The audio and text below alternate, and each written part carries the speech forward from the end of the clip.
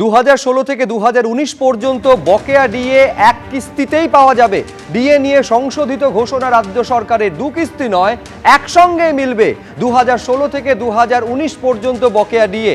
আরো বিস্তারিত আমরা এই নিয়ে জানবো, কথা বলবো। আশাবুল হোসেন আমাদের প্রতিনিধি রয়েছেন। আশাবুল,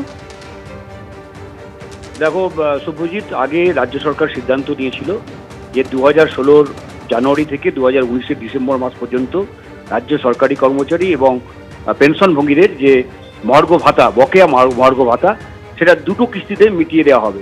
প্রথম কিস্তির টাকা দেওয়া হবে 31শে মার্চের মধ্যে এবং দ্বিতীয় কিস্তির টাকা দেওয়া হবে সেপ্টেম্বরের মধ্যে। কিন্তু রাজ্য সরকার আজকে নতুন করে বিজ্ঞপ্তি জারি করে জানিয়ে দিয়েছে যে দুটো কিস্তিতে না, একেবারে 100% বকেয়া দিয়ে সেটা একটি মাত্র কিস্তিতে দিয়ে দেওয়া হবে, সেটা 31শে মার্চের মধ্যে দিয়ে দেওয়া হবে। এবং সেই টাকাটা কোন সালের টাকা? 2019 সালের জানুয়ারি থেকে 2016 সালের ডিসেম্বর থেকে, জানুয়ারি থেকে 2019 সালের ডিসেম্বর মাস পর্যন্ত। এবং শুধুমাত্র সরকারি কর্মচারী এবং যারা বর্তমানে কর্মরত তারা না, পেনশনভোগীরা যারা অবসর নিয়েছেন তারাও পাবেন। এবং গ্রুপ ডি এবং পেনশনভোগীরা তাদের টাকা, বকেয়া টাকা 31শে মার্চের মধ্যে তাদের অ্যাকাউন্টে সরাসরি পৌঁছে যাবে। এবং এ, বি এবং সি শ্রেণীভুক্ত যে সরকারি কর্মচারী, পূর্ব সিদ্ধান্ত মতো তাদের বকেয়া যে ডিএ সেটা চলে যাবে তাদের পিএফ অ্যাকাউন্টে। ফলে অবশ্যই এটা রাজ্য সরকারি কর্মচারীদের কাছে একটা সুখবর, এবং ভোটের আগে সরকার তাদের কাছে একটা সুখবর পৌঁছে দিল। কারণ যেটা তাদের প্রাপ্তি ছিল, পাওয়ার কথা ছিল দুটো কিস্তিতে, একটি কিস্তি 31শে মার্চের মধ্যে পাওয়ার কথা ছিল 50% এবং সেপ্টেম্বরের মধ্যে আর 50% পাওয়ার কথা ছিল, সেটা একেবারে একসঙ্গে 31শে মার্চের মধ্যে, অনেক আগে, প্রায় 3 মাস আরও আগে, 3 মাস কেন, এপ্রিল, মে, জুন, জুলাই, আগস্ট, সেপ্টেম্বর, 6 মাস আগে একটি কিস্তিতে 100% বকেয়া দিয়ে রাজ্য সরকার দিয়ে দেবে। এবং সেটা একদিকে যেমন সরকারি কর্মচারীরা পাবেন, পাশাপাশি যারা পেনশনভোগী তারাও পাবেন। পেনশনভোগীরা সরাসরি অ্যাকাউন্টে পাবেন, গ্রুপ ডি কর্মচারীরা তারা সরাসরি অ্যাকাউন্টে পাবেন 31শে মার্চের মধ্যে, এবং এ, বি, সি শ্রেণীভুক্ত যারা কর্মচারী রয়েছেন তারা তাদের এই 2016 জানুয়ারি থেকে 2019 সালের ডিসেম্বর পর্যন্ত 100% ডিএ পেয়ে যাবেন। সেটা তাদের পিএফ অ্যাকাউন্টে জমা পড়বে। বেশ, আশাবুল, আপাতত তোমায় ধন্যবাদ। আমি দর্শকদের আরেকবার বলবো যে ডিএ নিয়ে যে সংশোধিত ঘোষণা রাজ্য সরকারের, সেখানে বলা হচ্ছে যে 16 থেকে 19 পর্যন্ত বকেয়া ডিএ সেটা এক কিস্তিতেই পাওয়া যাবে, দুই কিস্তিতে নয়, একসঙ্গে মিলবে 2016 থেকে 19 পর্যন্ত বকেয়া ডিএ। 31শে মার্চের মধ্যে 2016 জানুয়ারি থেকে 19শে ডিসেম্বর পর্যন্ত বকেয়া ডিএ মিটিয়ে দেবে রাজ্য সরকার। মলয় মুখোপাধ্যায় কি বলছেন একবার দেখবো। নোটিফিকেশনটা ডেটটা দেখবেন 23 তারিখে। আচ্ছা, হ্যাঁ, 23 তারিখে, কিন্তু আজকে সেটা পাবলিশড হলো, অর্থাৎ 23 তারিখ আর আজকে 28 তারিখ। এবার 26 এবং 27 এই দুদিন আপনার অবসরপ্রাপ্ত কর্মী এবং ইন সার্ভিস অর্থাৎ কর্মরত কর্মীদের কিন্তু আপনার টাকাটা ঢুকেছে। বলেছিল যে জানুয়ারি 16 থেকে 19 পর্যন্ত, 31শে ডিসেম্বর 19 পর্যন্ত টোটালটা ক্যালকুলেশন করে তার 50% দেবে 31শে মার্চ, আর 50% সেপ্টেম্বর, 30শে সেপ্টেম্বর। তাহলে এখন ঘটনাটা হলো, এই যে টাকাটা ঢুকে গেছে সেটা কি 100% না সেটা 50%? সেটা যদি 50% হয় তাহলে সেটা কি বলেছে যে আমরা আরো 50% এই যে মার্চের মধ্যে দিয়ে দেবো? যেই টাকাটা ঢুকিয়ে দিয়েছে অনেককে সেটাই 100%। কেন হবে? 23 তারিখের অর্ডার আজকে 28 তারিখ, কেন কর্মচারী সমাজের কাছে আসবে? সেই কৈফিয়তটা কে দেবে?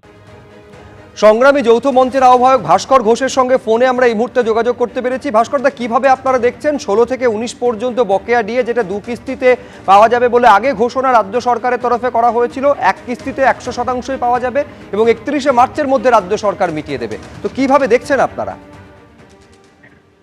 এই ঘোষণাটাই সম্পূর্ণরূপে স্ববিরোধী এবং মিথ্যাই ভরা। অধিকাংশ জনের কাছে রিপোর্ট মেসেজ পৌঁছেছে।